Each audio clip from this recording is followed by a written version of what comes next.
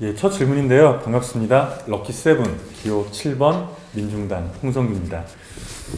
다른 후보에 비해서 저의 강점은 우리 시민들께서 다들 알고 계실 텐데요. 이곳 화성에서 지난 10년간 동고동락해 오면서 화성에서 나서 자라서 이번 선거 또한 당락에 상관없이 이곳 화성과 함께 운명을 같이 하게 될 사람이라는 것입니다.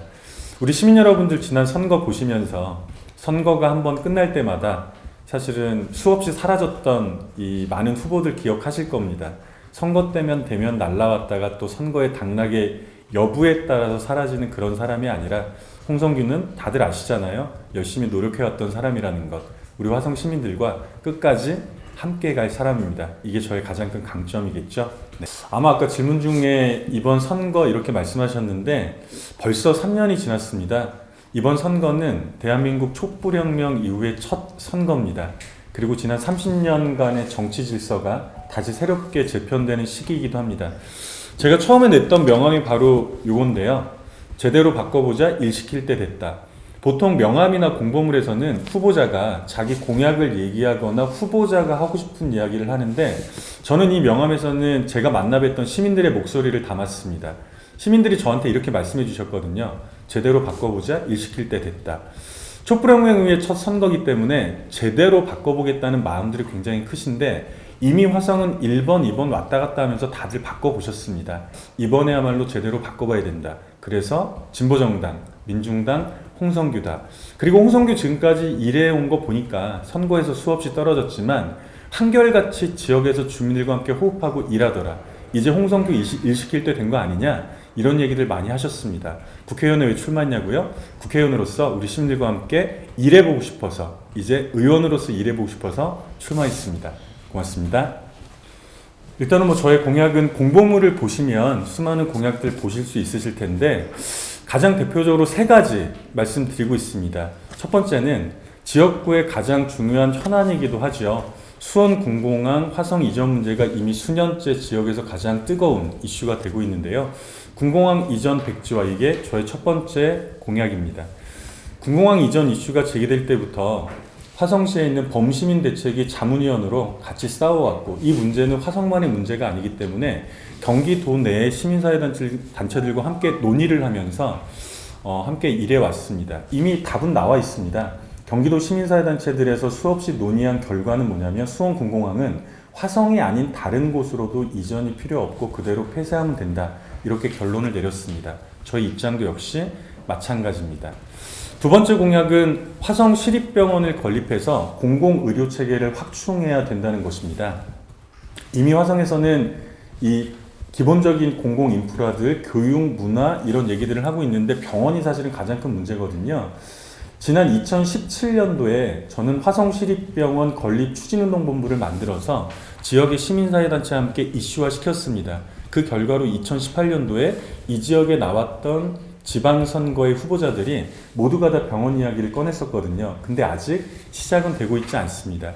이번 코로나19 사태를 겪으면서 공공병원의 중요성은 모두가 더 온몸으로 체감하고 있습니다. 확진자들을 의료하는 기본적인 1차 병원들이 다 공공병원들입니다.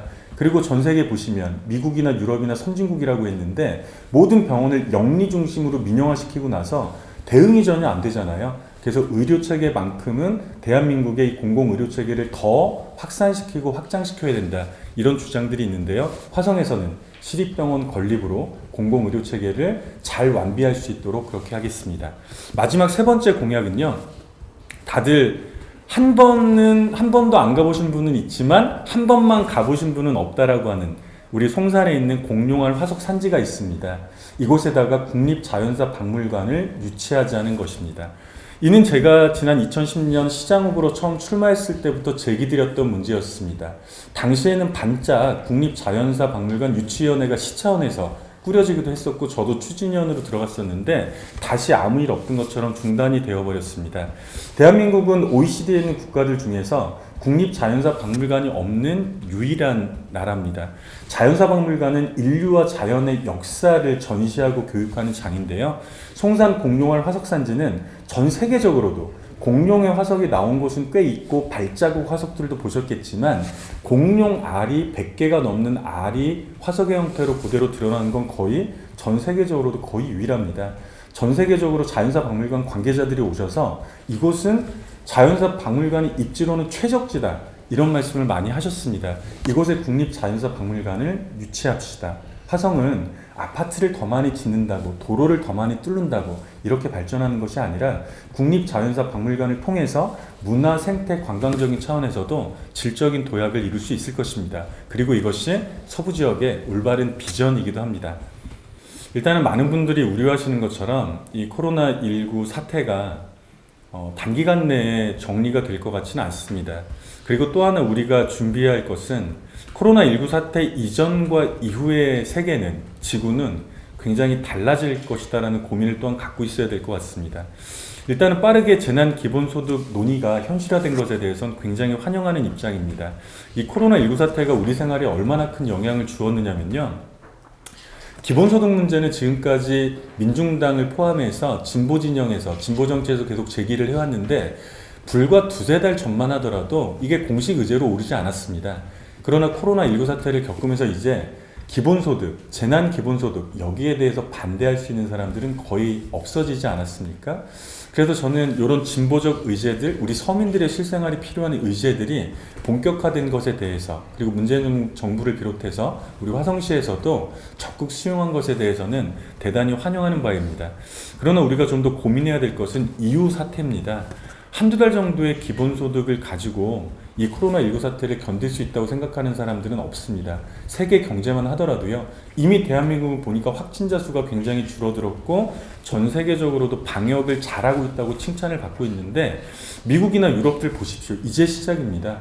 미국은 어제 뉴스를 보니까 뉴욕시에서만 799명, 800명에 이르는 사망자가 나와서 제대로 이렇게 장례 절차를 거칠 수도 없어서 인근의 외딴 섬에다가 그냥 관들을 갖다가 묻고 있다고 하지 않습니까?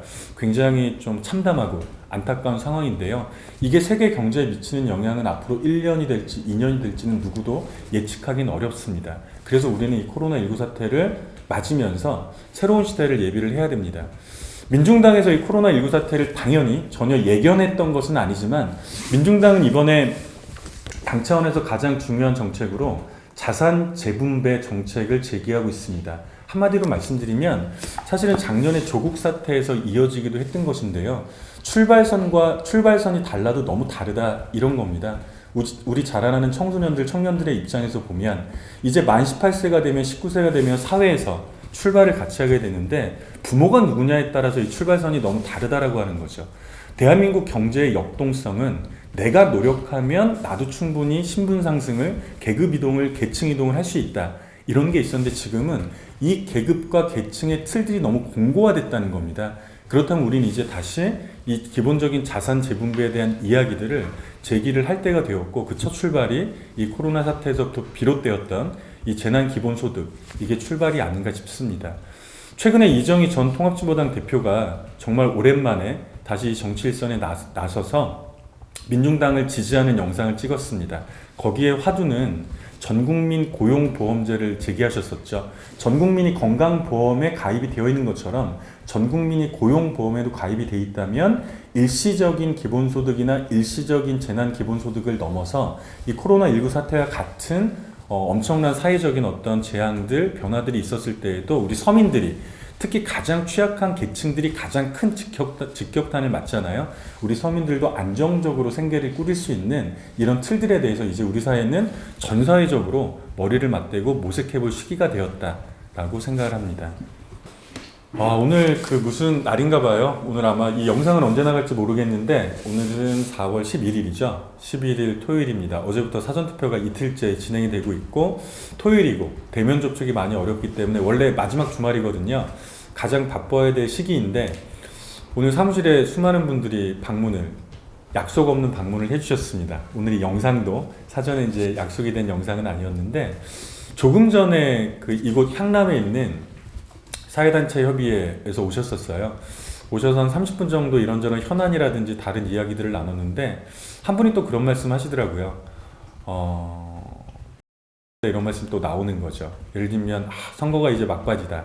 딱 요 선거 시기에 정치인들은 유권자들에게 90도로 인사를 하고 이제 누가 당선이 되든지 간에 앞으로 4년 동안은 언제 그랬냐는 듯이 허리가 뒤로 이렇게 굽혀지고 시민들의 인사를 좀 받아야 되는 이런 상황이 다시 되풀이되지 않았으면 좋겠다, 이런 말씀 하셨는데요. 당선되면 어떤 정치인이 되고 싶냐? 저는 한결같은 정치인이 되고 싶습니다. 지난 10년 동안 공직에 당선이 되지 않았더라도 제가 우리 시민들과 함께 나누고 동고동락했던 그 모습 그대로, 그리고 약속드리고 제가 행동드렸던 그 모습 그대로 국회의원으로 당선이 되더라도 제가 했던 약속 저버리거나 잊지 않고 우리 시민들이 제기해 주셨던 문제들 하나하나 차곡차곡 풀어내 나가는 그런 정치인이 되고 싶습니다. 더불어서 저는 진보정당의 정치인입니다. 두 가지 말씀. 하나는 무엇보다 우리 서민들이 행복하고 편안한 사회가 되어야 된다. 아직 많이 불편하고 불안정합니다. 특히 취약계층. 최근에 텔레그램 엠번방 사태에서도 보시다시피 여성들은 아직 대한민국에서 안전하고도 행복하지 않습니다. 그리고 장애인, 성소수자 등 수많은 소수 취약계층들도 아직 대한민국에서 안전하고도 행복하지 않습니다. 여성이나 장애인이나 성소수자들이 안전하지 않은 사회는 누구에게도 안전하지 않고 행복하지 않은 사회입니다. 이 모두가 다 안전하고 행복한 생활을 할 수 있도록 서민들이, 이것이 이제 저희 첫 번째 목표가 되겠죠. 예. 그리고 두 번째는 진보정당은 미래를 고민할 수 있어야 됩니다. 지금 이 상황, 코로나19 사태를 넘어서 아까도 잠깐 말씀드렸지만 대한민국의 미래, 전 세계의 미래, 우리 생활의 미래에 대해서 대한민국 국회는 한 발짝 앞서서 고민하고 논의하고 대안들을 내놓을 수 있는 이런 국회가 돼야 됩니다. 그런 정치인이 되겠습니다. 사랑하고 존경하는 화성 시민 여러분, 럭키7 기호 7번 그리고 정당 투표는 기호 8번입니다. 민중당 홍성규입니다. 시민들에게는 딱 두 가지 말씀을 드리고 싶습니다. 먼저는 굉장히 고맙고 감사하다는 말씀을 드리고 싶습니다.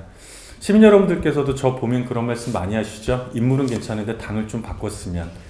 이 속에는 어떤 의미가 들어있냐면 대한민국에서 아직까지는 양당의 기득권 체제가 이 공고한 대한민국에서 진보 정치를 한다는 것이 얼마나 어려운지 우리 시민 여러분들도 잘 알고 계시다는 겁니다. 그럼에도 불구하고 이곳 화성갑에서는 그동안 저에게 과분할 정도의 기대와 사랑과 믿음을 주셨습니다. 제가 처음 출마했던 건 2012년이었지만 완주를 해서 처음 끝까지 갔던 건 2013년 재보궐선거였는데요. 이석기 의원 내란음모 사건이 한창이었던 그 재보궐선거의 와중에서도 이 수도권에서, 특히 보수의 텃밭이라고 하는 화성에서 우리 시민들은 저에게 8%가 넘는 지지를 보내주셨습니다. 대한민국 전체가 깜짝 놀랐죠. 그리고 그것이 이 정당은, 이 진보정당은 해산이 아니면 길이 없겠구나. 그래서 통합진보당의 정당 해산까지 이어졌습니다. 지난 2016년 선거에서도 저는 당이 없어서 무소속으로 출마를 했었는데요. 오히려 2013년보다도 더 높은 득표율과 지지율을 보내주셨습니다. 저는 우리 시민들이 얼마나 용감한 사람들인가 이런 생각을 하게 됐습니다. 그래서 먼저 감사와 존경의 인사를 먼저 드립니다. 두 번째는요, 8%로 당선이 되기는 어렵습니다. 진보 정치가, 그리고 또 다른 정치가 우리 미래를 꿈꿀 수 있는 서민 정치가 이기기 위해서는 더 많은 용기가 필요합니다. 대한민국의 미래를 향한 행복과 그리고 우리 아이들에게 좀 더 나은 세상을 물려주기 위해서는 더 많은 용기가 필요하다는 것이죠. 1번이나 2번이 아닌, 그리고 사람을 보고 그 정당을 보고 가치를 보고 정책을 보고 나의 소신을 행사할 수 있는 이 용기, 저는 오는 4월 15일, 어제와 오늘 사전투표는 이미 진행이 되고 있습니다만은 선거가 마무리되는 투표일인 오는 4월 15일 화성시에 있는 모든 시민들에게 이 용기가 샘솟는 날이 되기를 바랍니다. 그러면 우리의 미래도 함께 달라지겠죠. 고맙습니다.